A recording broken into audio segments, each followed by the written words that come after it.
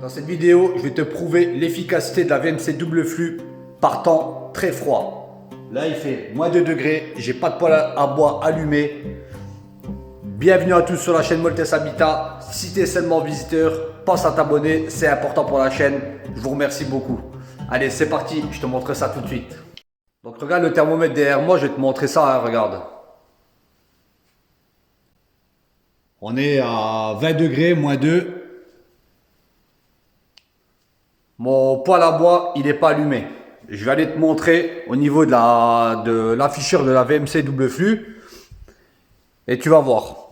Donc là, sur la VMC double flux, j'ai 21 degrés 5, tu vois. C'est basique. Et mon arrivée d'air au niveau de la bouche est de 1,5 au niveau de la VMC. Dans les paramètres de la VMC, je peux savoir l'arrivée d'air. Sauf que la VMC, elle est stockée dans un local chauffé. Et pour pas te montrer que les résultats sont faussés, je vais aller mettre un thermomètre directement dans la bouche de soufflage. Et on va voir la température par rapport à moins 2 degrés à l'extérieur. Regarde, j'ai été récupérer un thermomètre, fichier numérique. Il est à 18 là. Je vais aller le mettre dans la bouche qui est au-dessus. Je sais pas si tu vas voir. Attends, je vais te montrer. Mettre dans la bouche là-haut.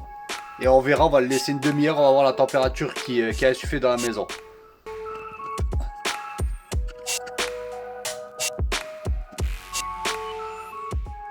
Alors pourquoi je te fais cette petite vidéo? Parce que l'autre fois je voyais sur un groupe Facebook un mec qui posait une question qui disait pourquoi quand j'allume mon poêle à bois et une fois que je l'éteins, donc dans une maison RT 2012, la température chute drastiquement.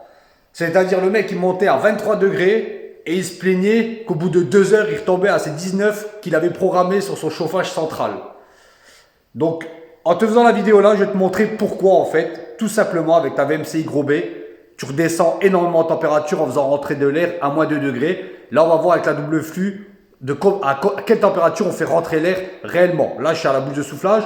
La VMC est en train de réguler parce que dehors, ça gèle, il fait moins 2. Donc la VMC s'est mise en mode dégivrage sans résistance électrique. Elle récupère le flux d'air de l'habitat pour réchauffer l'air qu'elle va rentrer, mais plus doucement. C'est une régulation, elle régule, elle se débrouille, elle fait ce qu'elle veut.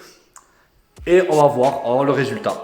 Bon, je vais récupérer le thermomètre que j'ai mis dans la bouche. On va regarder la température, c'est en temps réel. Il n'y a rien de bidonné. On va voir la température du thermomètre. Donc voilà, je vais te montrer, regarde. Regarde bien. 15 degrés. J'ai 15,2 degrés à la bouche de soufflage. La ventilation, elle s'est mise... elle régule, c'est-à-dire qu'elle envoie beaucoup moins d'air qu'en temps normal. Alors moi je suis à 135 mètres cubes, là elle doit envoyer à peu près 50 mètres cubes dans les bouches au total. Donc ça fait un petit flux d'air, mais tu vois je suis à 15 degrés. Ce qui signifie que là actuellement, si je veux monter jusqu'à 20 degrés, j'ai que 5 degrés à chauffer dans cette pièce, plus la déperdition de la maison. D'accord? Si j'étais en VMC encore Hygro, là je faisais rentrer toujours autant d'air, parce que la VMC simple flux, elle se pose pas de question de savoir s'il fait froid dehors ou chaud. Elle me ferait rentrer toujours le même débit d'air et elle me refroidirait énormément la pièce parce que dehors il fait moins 2 degrés. Ce qui fait que j'ai 22 degrés à réchauffer quand l'air rentre dans la maison. Alors que là j'ai que 5 degrés. Donc tu vois, c'est radicalement efficace. Donc si tu éteins ton chauffage et que tu vois la température qui se casse la gueule dans ta maison en RE20 ou en RT 2012 sans VMC double flux, cherche pas plus loin, ça va être là.